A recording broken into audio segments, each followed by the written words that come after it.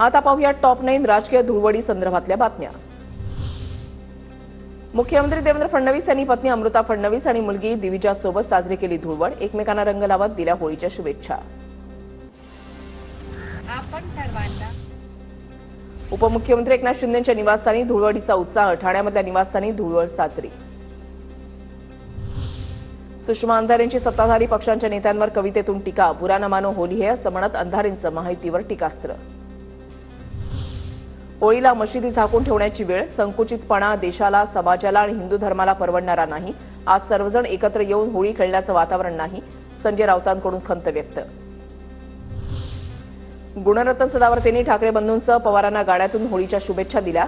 गम से बाहर निकलो असा सल्ला सदावर्तेंनी उद्धव ठाकरेंना दिलाय। हेमंत रासनेंकडूनही होळीच्या सर्वांना शुभेच्छा। दरम्यान महायुतीच्या रंगामध्ये सामील झालेल्या रवींद्र धंगेकरांबद्दल मी बोलू शकत नाही। रवींद्र धंगेकरांच्या शिवसेना प्रवेशावर हेमंत रासनेंचं वक्तव्य। भाजप नेते रावसाहेब दानवेंनी जालन्यामधल्या भोकरदनमधल्या घरी साजरी केली होळी। दानवे कुटुंबातील सर्व सदस्य होळीनिमित्त एकत्र। रावसाहेब दानवेंनी कुटुंबासोबत कार्यकर्त्यांवर केली रंगांची उधळण। अमरावतीच्या कुरळपूर्णा इथे बच्चू कडू यांच्याकडून धुलीवंदन सण साजरा। रस्ते रंगवत बच्चू कडूंच्या सरकारकडे अनेक मागण्या। कर्जमाफी, शेतमालाला हमीभाव आणि दिव्यांगांना दर महिना 6,000 रुपये मानधन देण्याची मागणी। आष्टी विधानसभा मतदारसंघाचे आमदार सुरेश धस यांनी त्यांच्या निवासस्थानी होळी खेळण्याचा आनंद लुटलाय। स्थानिक कार्यकर्त्यांसोबत रंग खेळत तसंच नैसर्गिक रंग लावत धसांनी पर्यावरणपूरक होळी साजरी केली।